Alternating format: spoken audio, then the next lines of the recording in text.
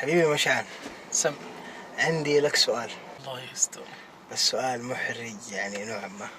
محرج مرة. طيب عطني وبعدين صور. لا أبغى الكاميرا تكون شغالة. إنا لله وإنا إليه راجعون. ماذا تعني لك جمهورية السودان؟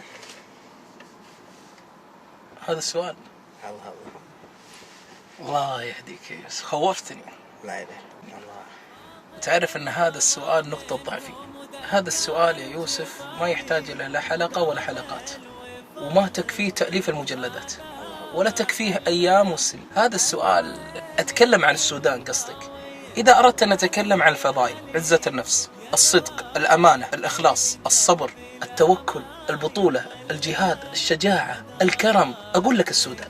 شيخ يوسف، أنت تعرف لفيت بعض بلدان العالم في الدعوة إلى الله، والذي نفسي بيده ما رأيت ولا أتوقع إلا أن يشاء الله إلى يوم القيامة شعب مثل السودان. في الإقبال تجدهم في الإقبال، تنظيم في الترتيب، شيء عجيب. يعلم الله أنهم في فقر لا يعلمه إلا الله. يده يتمنى أنها تنقطع يأخذ منك ريال ولا جنيهات بالعملة السودانية. حتى أحيانا بغى أدفع من مخباي، لا، نضيف عندنا. مرة يا شيخ يوسف كنت في جامعة، عندي محاضرة في جامعة إسلامية في أم درمان. كانت في دكتورة بروفيسورة هي اسمها هاجر، كبيرة في السن. قالت لي هذه عميدة الجامعة، قالت لي عندكم قبل فترة سوداني أكرمتموه، الأمانة، الأمين حق الغنم. تعرف المقطع هذا اشتهر؟ قلت نعم يستاهل. قالت سمعت أنكم أعطيتوه كم ألف وأنكم جبتوا هو وأمه يعتمر. قلت هي يستاهل. قلت كل الأمانة اللي سواها. قالت إيش الأمانة؟ عشانهم ما عطاهم خروف أو كذا وأمين على الحلال؟ قلت ايوه. قالت حنا يا الشعب السوداني نشوفه انه ما سوى شيء جديد ولا غريب، حنا تربينا من صغرنا على الامانه. قلت يا الله. يعني باختصار يا شيخ يوسف، اذا بتكرم رجل امين فاقول لك اكرم اهل السودان. ما ودي اني اتكلم عن هذه، ولكن من باب البشائر اقولها لك يا شيخ يوسف.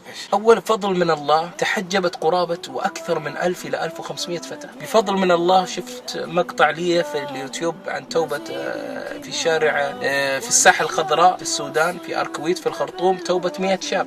الدعاء راحوا لهم بعدي، أبو ثامر، ورأيت في الحفلة الغنائية يتركون الحفلة الغنائية ثم يتوجهون للدين. فالشعب بسيط. ولكن رسالتي شيخ يوسف لك ولدعاتنا وعلمائنا وتجارنا، وين السودان؟ هذا الشعب الطيب. الله يسلمك. والله أنا أهل السودان صراحة يعني أصحابي سودانيين كثيرين جدا ما شاء الله. والله رأيت منهم الصدق، ورأيت منهم الأمان، ورأيت منهم الإخلاص. فصراحة شعب لا يوصف. والله يا شيخ مشعل إني أحببت السودان من حبك له. وتوعدني إن شاء الله بالزيارة لهم بإذن الله. مرة. اشهدوا يا ناس. نستودعكم الله. ولا تسأل هذه الأسئلة المحرجة. وكونوا على العهد نجني ثمارا، ونغرف من نابعنا بارتواء. قلوب كنقش الغيوم تنامت، وفي إثرها الغيث يهمي سقا.